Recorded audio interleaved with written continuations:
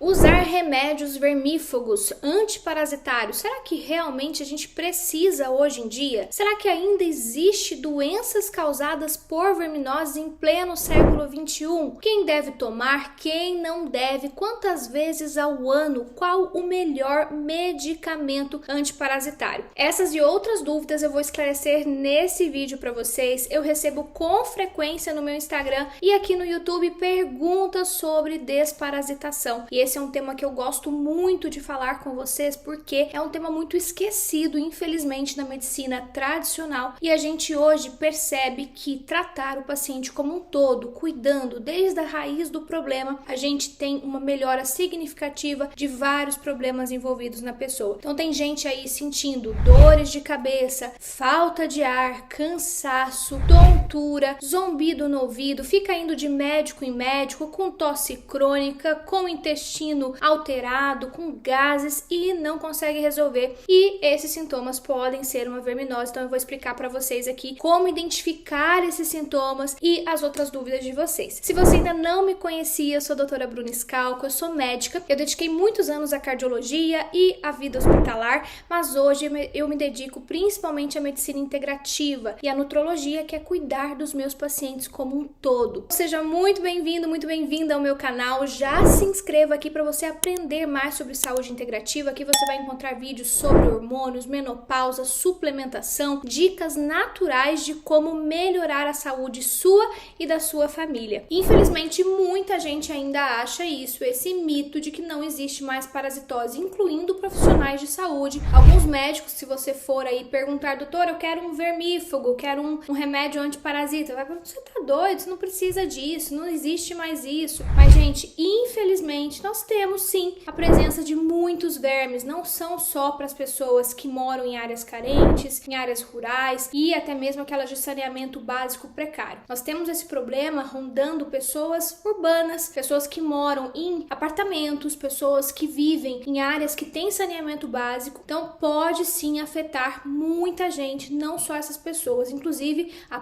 próprio Ministério da Saúde brasileira afirma isso. Pensa aí quantas e quantas vezes você já acabou não comendo alguma coisa sem lavar muito bem, sem fazer aquela higienização, né, botar no vinagre ou usar um ozônio para poder limpar a fruta, a verdura, e até mesmo comer na rua, né? Você come no restaurante uma salada, uma verdura, você não sabe como foi feito aquele alimento, se foi realmente bem lavado. A gente tem transmissão de mão para mão, a gente tem transmissão por objetos, a gente tem transmissão pela água que a gente consome, a gente tem transmissão pela comida, então tem muitas formas de se transmitir verminose. A melhor forma de se proteger quanto a isso é a gente fazer a desparasitação preventiva, pelo menos uma vez por ano, assim como os nossos antigos faziam, né? Como os nossos avós, bisavós faziam, usando tanto vermífugos naturais como hoje a gente tem a possibilidade também de medicamentos. Doutora Bruna, mas se eu tivesse verminose, não teria que ter realmente diarreia, dor na barriga? Nem sempre, gente. Claro, muitos vermes causam isso também, como os estrongiloides, stercoralis, como por exemplo os ancilóstomos, os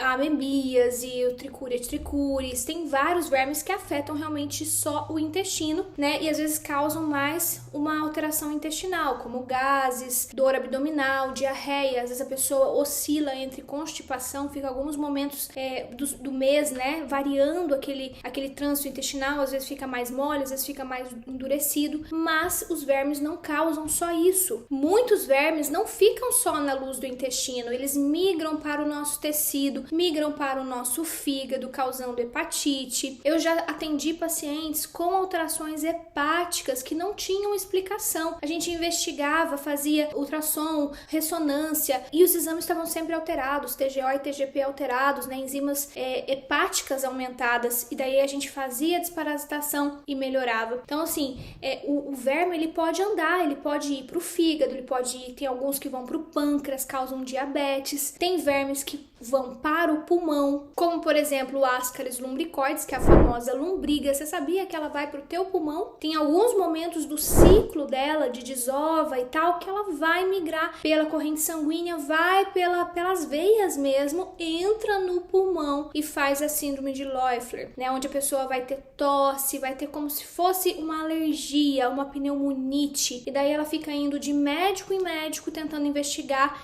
não descobre o que é aquela tosse seca, aquela tosse crônica, aquele catarrozinho que incomoda, sabe, aquele pigarro na garganta, e às vezes é verminose. E tem muitos outros, tem o próprio verme do chicote, que é o Trichuria trichuris, que pode causar diarreia, dores abdominais, desnutrição, a Taenia solium, que pode causar cisticercose. Este cisticerco ele pode se alojar, por exemplo, no cérebro da pessoa, nos olhos. Você conhece alguém com esse problema? Eu tenho uma pessoa, inclusive na minha família, minha cunhada tem cisticercose nos olhos e ela sofre muito com isso, já tá quase perdendo a visão de um olho e não tem como tirar. E ele fica ali dentro inflamando a cada ciclo, inflamando e causando problemas de visão. Dentro do cérebro também a gente pode ter a toxoplasmose, né, que é transmitida pelos animais, pelo gato principalmente. O toxoplasma, ele pode gerar dor de cabeça, enxaqueca, mal-estar, tontura, zumbido no ouvido. O próprio cisticerco e outros vermes que vão para o cérebro podem causar convulsões. Então tem às vezes muita gente aí tratando convulsão como se fosse um problema só neurológico, né, de parte elétrica ali, que surgiu do nada e ninguém dá a explicação do porquê. E às vezes o porquê tá na pessoa ter parasitose. Além disso, tem outros sintomas que as pessoas nem fazem ideia de que seja verme. Cansaço crônico, fadiga, né, dores musculares, aquela pessoa que está sempre repondo vitaminas e nutrientes e está sempre tendo deficiência de nutrientes e por isso tem queda de cabelo, problemas de pele, tem sempre anemia, vai fazer exame de sangue, está sempre anêmico, repõe ferro, baixa ferro de novo, né? Faz a reposição de vitaminas, baixa as vitaminas de novo, ou seja, a pessoa pode estar ali de repente até se alimentando bem, fazendo reposição de vitaminas e minerais, mas os vermes, eles sugam no nosso intestino, zinco, selênio, magnésio, manganês, eles se alimentam das vitaminas, então muitas vezes você tá aí dando comida e tá alimentando os vermes na sua barriga. Então vamos quebrar de uma vez por todas esse mito aqui e na tua família você vai explicar isso quando te perguntarem. Precisa ter todos os sintomas típicos de verminose, como diarreia, dor abdominal, distensão, para ter verminose, para ter que tratar a verminose de tempo em tempo? Não. Tanto é que você faz isso com o seu gatinho, com o seu cachorrinho. Por que se faz isso de uma forma tão simples e tão prática, sem ninguém questionar com os animais e quando se pensa em ser humano as pessoas não fazem? Eu não consigo entender qual a lógica, né? Nós estamos expostos da mesma forma que o animal, inclusive tem animal que vive dentro de casa e que come ração e que não tem exposição praticamente nenhuma na rua. Tem gente que infelizmente, né, não leva o animal para passear, mora dentro de casa e o cachorro, o gato tem verminose. Então tem muitas coisas que surgem no nosso organismo por água, por outras formas, né? Então a gente precisa sim, todos nós precisamos tratar. Se você quer ficar longe das doenças relacionadas à verminose, você precisa fazer pelo menos uma vez por ano a desparasitação. E se caso você seja uma pessoa extremamente exposta, trabalhe com esgoto, trabalhe em área rural, né, com muitos animais que podem estar transmitindo também para você, se você come carne crua, né, peixes crus, enfim, que você tem mais exposição ou na tua região não tem saneamento básico, você toma água de poço, você precisa fazer mais vezes por ano, tá? Então daí tem que ser avaliado caso a caso, né? Tem gente que precisa de 3 em 3 meses, tem gente que precisa de 6 em 6 meses, depende como é a exposição da pessoa. Inclusive, vou contar uma história pra vocês. Recentemente, uma paciente minha de 60 e poucos anos, paciente jovem ainda, né? 60 e poucos anos é os novos 40 anos nosso hoje, né? No mundo hoje da medicina integrativa dá pra viver muito bem com 60 anos. E essa paciente, ela foi,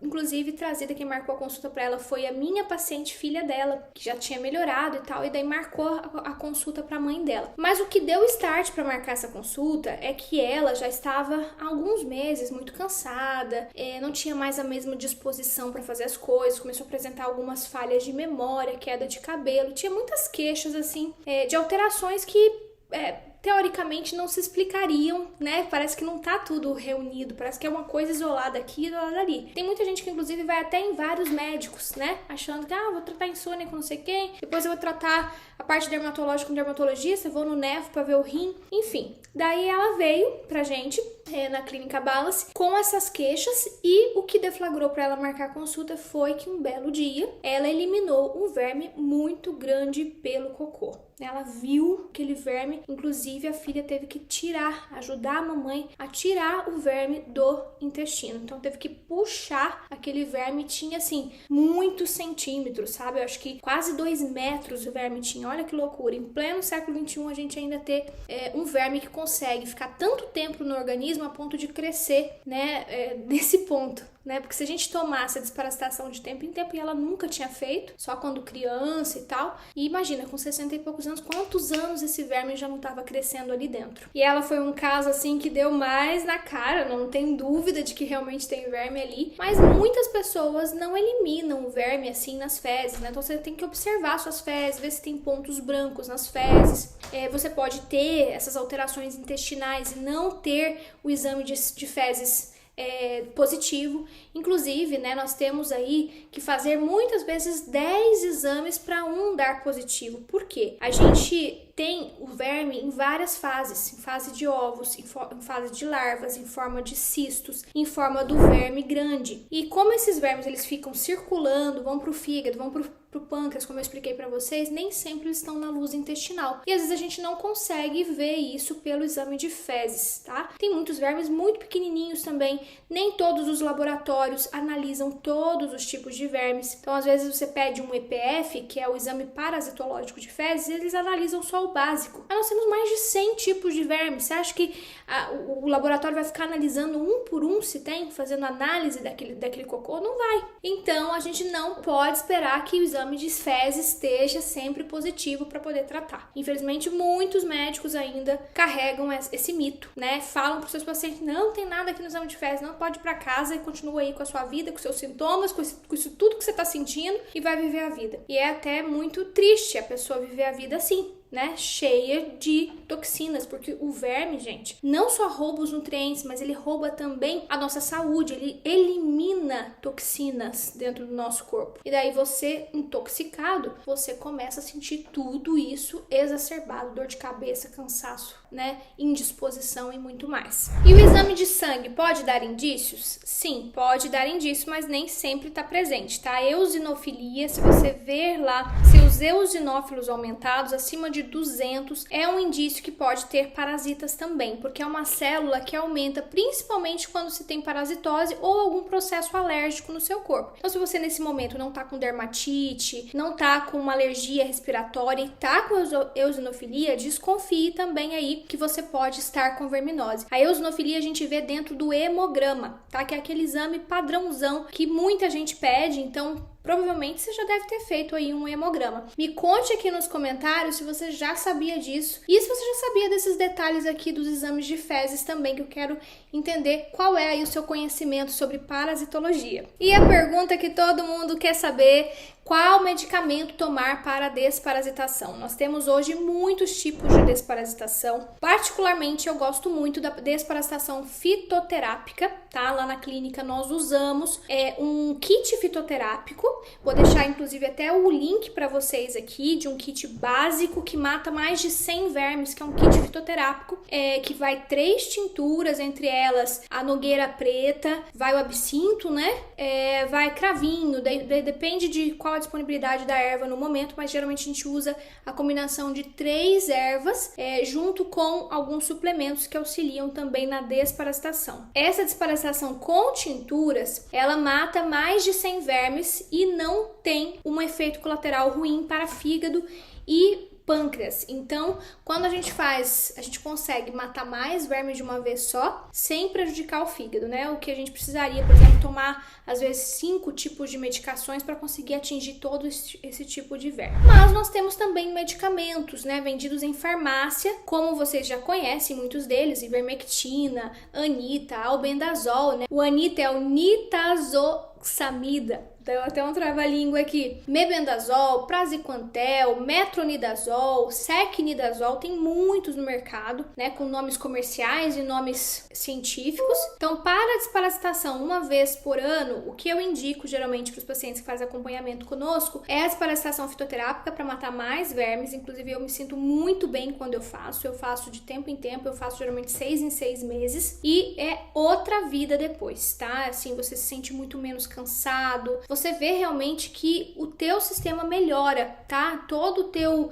organismo parece que detoxifica mesmo, você retira aqueles vermes que estão te intoxicando. Então, é muito interessante ver isso na prática, né? Mas sempre pergunte por orientação médica, porque é sempre importante fazer acompanhamento médico, tá bom, gente? E os medicamentos, como eu ia falar pra vocês, o que eu mais gosto na prática, caso o paciente não consiga fazer a desparasitação fitoterápica, é o uso do albendazol. Ele é barato, simples, ele não mata muitos vermes, ele mata em torno de 12 vermes, mas entre eles os vermes mais comuns como ascaris, ancilostomídeos, tricuríase, teníase, não são todos que matam, tá? Principalmente giardia, não pega bem, mas os principais a gente consegue matar com o albendazol e geralmente a gente indica aí 400 mg por dia naquele comprimido em forma de mastigar, tá? Que ele tem uma ação melhor, já vai chegar ali digerindo no intestino, digerido no estômago e intestino, e a gente faz 5 dias. Eu sei que lá na caixinha você vai encontrar como dose única,